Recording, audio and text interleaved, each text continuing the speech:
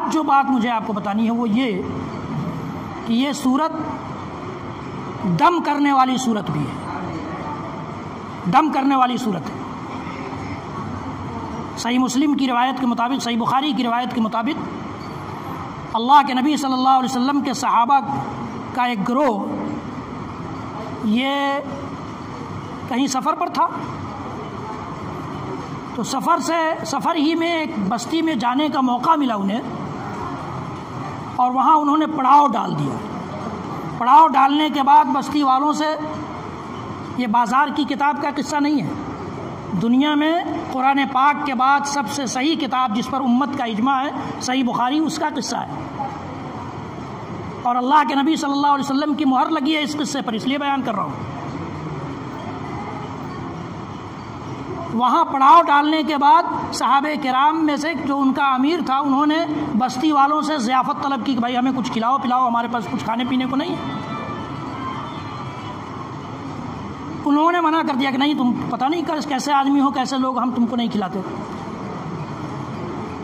بہرحال انہیں پڑاؤ ڈالنا تھا، تھکے ہوئے تھے، وہاں انہوں نے آرام کے لیے وہ رکے۔ رات میں ایک عورت آئی، کہا کہ ہمارے اس بستی کے سردار کو بچھو نے کاٹ لیا ہے، اور ہم لوگوں نے ہر طرح کا علاج کرنے کی کوشش کی لیکن اس سے افاقہ نہیں ہو رہا ہے۔ تم لوگوں میں سے اگر کسی کے پاس کچھ ہو، کوئی دوا ہو یا کوئی اور طریقہ ہو تو بتاؤ تاکہ ہم اپنے سردار کو ٹھیک کر سکیں۔ ایک صحابی اٹھے، کہا کہ میرے پاس ہے لیکن میں اس کا بدلہ لوں گا۔ کہا کیا بدلہ لوگے؟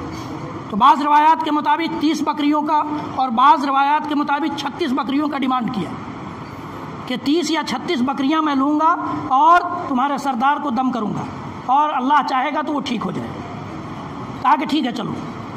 سردار کا معاملہ تھا تو صحابی گئے اور انہوں نے سورہ فاتحہ پڑھ کر دم کر دیا، اور اللہ کی اجازت سے وہ بیمار ٹھیک بھی ہو گیا۔ ان کا جو مطالبہ تھا وہ مطالبہ بھی پورا ہو گیا۔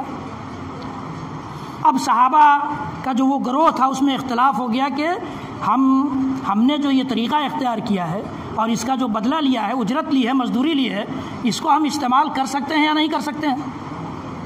تو بات اس بات پر آئی کہ نہیں، اس کا فیصلہ اللہ کے نبی صلی اللہ علیہ وسلم کریں گے۔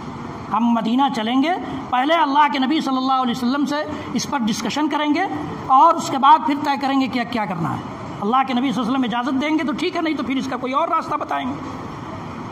جب صحابہ کا وہ گروہ اللہ کے نبی صلی اللہ علیہ وسلم کے پاس پہنچا اور یہ سارا واقعہ بیان کیا گیا تو اللہ کے نبی صلی اللہ علیہ وسلم کا پہلا جملہ تھا ما یدریک انہا رقیہ، تمہیں کیسے پتا تھا کہ یہ سورت دم کرنے کا کام کرتی ہے؟ اور یہ جملہ ایسا جملہ ہے کہ علامہ ابن قیم رحمۃ اللہ علیہ لکھتے ہیں کہ میں نے علم کی راہ میں بہت سارے سفر کیے، بہت بار میں بیمار بھی ہوا لیکن میں نے کبھی دوا نہیں کھائی، میں اللہ پر یقین کرتے ہوئے اسی صورت سے اپنے آپ کو دم کر کے ٹھیک کرتا رہا۔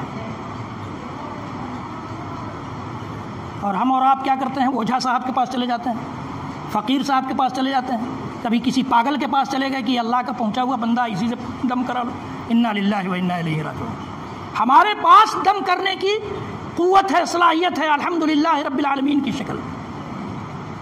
کس کو الحمدللہ رب العالمین نہیں یاد ہے؟ اور اگر نہیں یاد ہے تو اس سے بڑا بدقسمت مسلمان کون ہو سکتا ہے؟ اس سے بڑا بدقسمت مسلمان کوئی ہوگا جس کو الحمدللہ رب العالمین جیسی صورت نہ یاد ہو، جو اس قدر اہم صورت ہے۔ خود بھی دم کر سکتے ہیں، اپنے بچوں کو بھی دم کر سکتے ہیں، اور یقین کے ساتھ کریں گے تو یقین جانیے کہ اللہ تعالیٰ شفا دے گا۔ ما یدریک انہا رقیہ، اللہ کے رسول نے پوچھا کہ میرے صحابی تم کو کس نے بتایا تھا کہ یہ صورت دم کرنے کا کام کرتی ہے؟ اور پھر کہا کہ جو تم لوگ مزدوری تم لوگوں نے لی ہے اس میں سے میرے لیے بھی حصہ لگاؤ اور تم لوگ بھی بانٹ لو۔ اس کو ناجائز نہیں کہا، جس طرح سے آج فتویٰ دیا جاتا ہے کہ قرآن پڑھ کر کوئی مزدوری لیتا ہے تو ناجائز۔ فتویٰ دینا بڑا آسان ہے، لیکن اللہ کے نبی صلی اللہ علیہ وسلم کی زندگی پر نظر رکھتے ہوئے، اللہ کے نبی صلی اللہ علیہ وسلم نے کس چیز کی اجازت دی ہے اور کس چیز سے منع کیا ہے اس کو سامنے رکھتے ہوئے فتویٰ دیا جائے تو وہ فتویٰ قابل قبول ہوتا ہے، وہ فتویٰ قابل قبول ہے۔ تو میرا یہ کہنا ہے کہ سورہ فاتحہ بڑی اہم سورت ہے. جس طرح سے آپ کے لیے نماز میں وہ ضروری ہے، اسی طرح سے آپ اپنے مریضوں کو بھی اس کے ذریعے ٹھیک کر سکتے ہیں. کوئی ناجائز طریقہ استعمال کرنے اور اپنانے کی ضرورت نہیں ہے. یقین کا معاملہ تو یہ ہے کہ امت محمدیہ کو اتنا یقین نہیں ہوتا جتنا دوسروں کو یقین ہو جاتا ہے. ابھی ہم لوگ تاریخ فلسطین پر عشاء کے درس میں تاریخ فلسطین پر بیان سن رہے تھے، اور اس سے پہلے بھی 40 حدیثیں جو فلسطین سے متعلق ہیں ان پر ہم لوگ درس سن رہے تھے. اللہ کے نبی صلی اللہ علیہ وسلم نے فرمایا ہے کہ ایک دور آئے گا کہ اسی فلسطین کی سرزمین پر وہاں کے سارے شجر و حجر، سارے درخت اور پتھر یہ کہیں گے کہ آؤ مسلمان، اے اللہ کے بندے ادھر آؤ، میرے پیچھے یہ یہودی چھپا ہے، اس کو قتل کر دو. سوائے غرقد کے درخت کے. غرقد کا درخت یہودیوں کا درخت کہا جاتا ہے.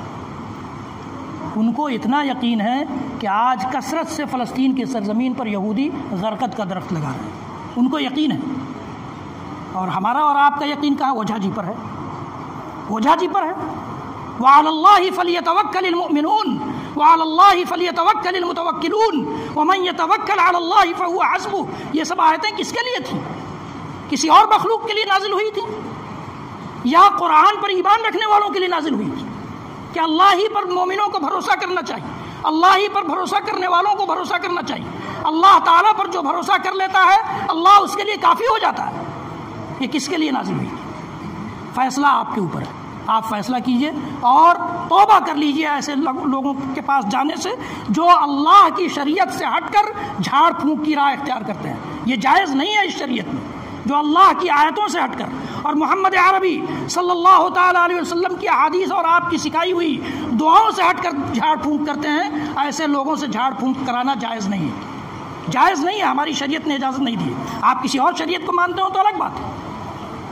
عورتوں مردوں سب کی لائن لگ جاتی ہے ایسے لوگوں کے پاس. اللہ رب العالمین اس امت کو صحیح سمجھ دے. اللہ